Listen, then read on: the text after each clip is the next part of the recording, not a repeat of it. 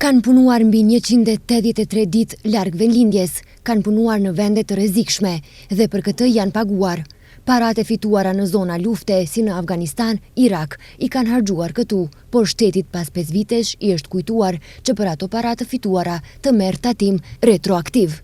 Ky është fati këtyre njerëzve që sot kanë dalur para drejtorisë së të ardhurave publike në Tetov, duke shprehur revoltën e tyre se shteti u merr në mënyrë të padrejtë tatimin për paratë fituara në rrugë ligjore.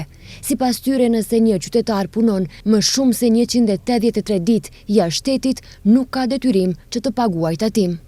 Shumë prej tyre kanë qëndruar jashtë vendit mbi 183 ditë dhe sipas ligjit për tatimin personal duhet të trajtohen si jo rezident tatimor. Ky status nuk na njihet nga drejtoria të ardhurave publike. Dëshmitë për qëndrim dhe punë jashtë shtetit nuk merren plotësisht parasysh nga punonjësit e drejtorisë, kërkohet edhe formalizimi i largimit nga vendi dhe në disa raste dokument për tatime në vende me konflikte, gjë që shpesh është e pamundur të merret nga ne qytetarët. Ne nuk jemi kundër tatimeve, por kundërshtojmë ngarkesën e padrejtë dhe retroaktive. Kërkesat tona nga drejtoria janë pezullimi i vendimeve tatimore me efekt retroaktiv, njohje e dokumentacionit për statusin e jo rezidentit pa kërkuar formalitete shtesë, qartësim dhe transparencë institucionale, hapja e dialogut institucional për gjetjen e një zgjedhje të drejtë dhe të qëndrueshme. Ata theksojnë se barën e gabimeve administrative po e paguajnë qytetarët, ndërsa askush nuk mban përgjegjësi institucionale. Protestuesit janë shprehur që paratë fituara janë shpenzuar këtu në shtet. Kërkojnë që të lirohen nga tatimet, po ashtu kërkohet që edhe politika të dëgjojë zërin e tyre dhe të rishikohet ky vendim.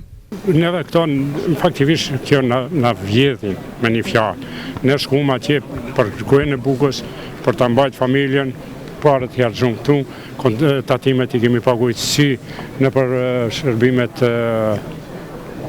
të ushqimores, kemi paguajtur edhe ndërtime edhe banesa kemi blejt. Domethënë parët janë derdh prapë në shtet. Domethënë kjo nuk është njerëzore dhe duhet shteti për këtë japë përgjigje që të na lirojnë nga këto taksa. Kjo është zëri jonë që jemi qytetarë thjesht të rëndom, ku nuk na dha shteti punë, ne do të shkojmë ndrrim në për granata e në për luftën më në kanë botës. Disa qeveritarë që i kanë pru këta ligje, të fillojmë prej të Arton Grubi, para duhet vej Arton Grubi këtu, të përgjigjet për këta ligje që i kanë pru, edhe na të miren me na. Se kjo është e palogjikshme. Na jemi krejt invalida prej punëve Irakit dhe Afganistanit, kemi shku atje të rritim fëmijët, të hikim prej këte shtetit, të largohemi që tash, mas 10 viteve këto kërkojnë parët tona, na i kemi harxuar edhe parët. I lutëm qeverisht tash, marrën masa, ta ndryshojnë këtë ligj, se ky ligj është abnormal. Në gjithë vendin janë rreth 5.000 qytetarë që kanë punuar jashtë vendit në zona lufte për paratë e fituara me djersë e më në fund sot shteti u merr tatim.